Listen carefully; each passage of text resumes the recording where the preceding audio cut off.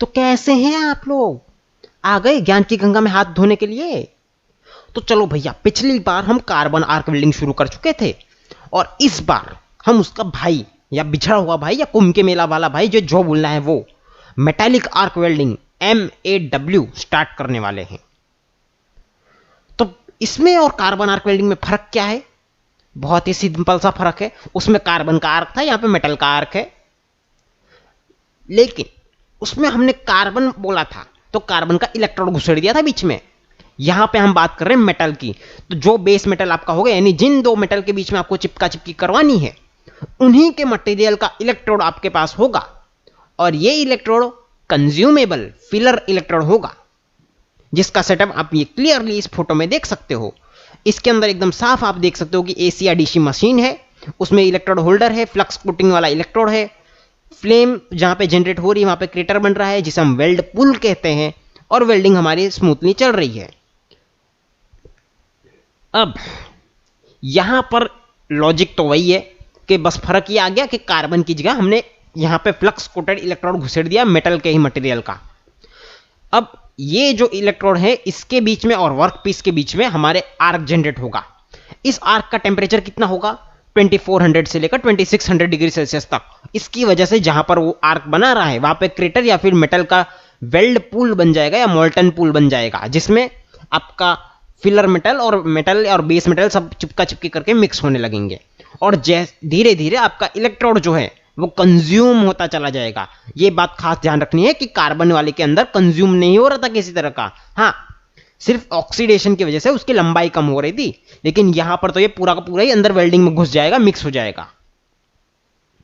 और ये आर्क हमें मेंटेन करके रखनी पड़ेगी, क्योंकि जैसे जैसे आपका इलेक्ट्रोड कंज्यूम होगा आपके वर्क पीस के बीच का और इलेक्ट्रोड के बीच का गैप बदलता जाएगा। तो उस हिसाब से आपको इलेक्ट्रोड को वर्क पीस के और करीब ले जाना पड़ेगा और जैसे जैसे इलेक्ट्रोड पिघलता जाएगा वो ग्लोब्यूल्स के फॉर्म में उसकी जो टिप है वो धीरे धीरे पिघल के उसमें मिक्स होती जाएगी और ये फ्यूज होके फाइनली आपका बेस मेटल स्ट्रॉन्ग वेल्ड बना देगी सूखने पर। लो, अभी एक स्लाइड शिफ्ट शुरू की है और फिर से आ ही गया ये मेथी मरवाने के लिए अपनी। देखते क्या सवाल लाया है। हेलो सर, मैं केल्विन बोल रहा हूँ। सर, ये इतना तो कॉन्सेप्ट क्लियर हो गया कि आर्क इनके बीच में बनेगा और ये कंज्यूमेबल इलेक्ट्रोड है वगैरह वगैरह। सर, लेकिन इसमें करंट कौन सा देना है? यानी AC DC दोनों लिखा है, तो उनकी कुछ कंडीशंस है स्पेशल कि इस कंडीशन में हम AC यूज़ करेंगे, इस कंडीशन में DC यूज़ करेंगे, ये इक्विपमेंट के साथ वो इक्विपमेंट के साथ वगैरह वगैरह। सर, तो वो कंडीशन थोड़ी समझा दो ना, तो अच्छा रहेगा समझने के लिए। वाह भैया वाह, पहली बार कोई ढंग का सवाल पूछा है इस नमूने ने कि अगर हम AC करंट यूज कर रहे हैं या DC करंट यूज कर रहे हैं तो उसमें क्या फर्क पड़ रहा है और क्या कंडीशन है। चलो उस पर थोड़ा गौर फरमा के देख लेते हैं। तो ये हमारा वो सेटअप है जिसमें हम AC या DC मशीन से चला सकते हैं। अब अगर आप AC करंट या DC करंट यूज करते हो तो उसकी ये कंडीशन आती है, और ये तो जनरल है कि हमने AC सप्लाई को जब DC सप्लाई से कंपेयर किया था तब भी देख लिया था कि अगर जब हम AC करंट यूज करते हैं तब डेफिनेटली हमें कोटेड इलेक्ट्रोड ही यूज करने पड़ते हैं। और ये जो AC करंट और कोटेड इलेक्ट्रोड का सेटअप है ये हमारा जनरल केस है मेटालिक आर्क वेल्डिंग के लिए। यानी इन जनरल कभी भी मेटालिक आर्क वेल्डिंग करते हो तो उसके अंदर AC करंट ही यूज होता है, कोटेड इलेक्ट्रोड्स ही मिलते हैं।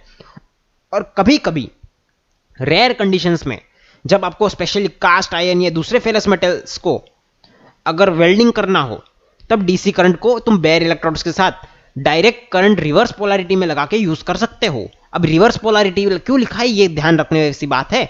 रिवर्स पोलैरिटी यानी आपका इलेक्ट्रॉन पॉजिटिव होगा और वर्क नेगेटिव होगा। अब इलेक्ट्रॉन पॉजिटिव होगा तो क्या होगा उससे, ये बात कभी भी याद रखना कि जो पॉजिटिव होता है वो आयोनाइज होता है केमिकल रिएक्शन के अंदर। तो उसी तरह से जब यहां पर ये करंट मिलेगा तब आपका इलेक्ट्रोड डिसइंटीग्रेट होने लगेगा और तभी जाके वो वेल्ड पूल के अंदर मिक्स होगा। और हमें उसे मिक्स करना है, इसलिए हमने जानबूझकर उस इलेक्ट्रोड को पॉजिटिव चार्ज दिया है। इसलिए ये रिवर्स पोलैरिटी है, क्योंकि हमने वर्कपीस को नहीं बल्कि इलेक्ट्रोड को पॉजिटिव चार्ज दिया है।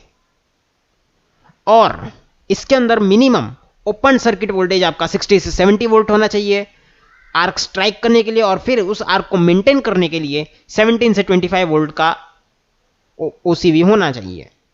और रही बात करंट की, तो इसके लिए जो एसी डीसी मशीन्स होती है उनके अंदर करंट रेंज 10 एम्पियर से 500 एम्पियर तक अवेलेबल होती है। फिर डिपेंड करता है कि आपको कौन से क्लास ऑफ वेल्ड करना है, यानी कितनी थिकनेस वाला मटेरियल है, कौन सा मटेरियल है, कितनी डेप्थ में पेनिट्रेट करना है, वगैरह वगैरह। तो दोस्तों आज के लिए लेक्चर के लिए तो इतना ही घुसेड़ सकता हूं ज्ञान, और अगले वेल्डिंग्स को देखने के लिए हमारे चैनल के लिए उस लाल बटन को दबा दो और फिर से मेथी मरवाने आ जाना। बाय।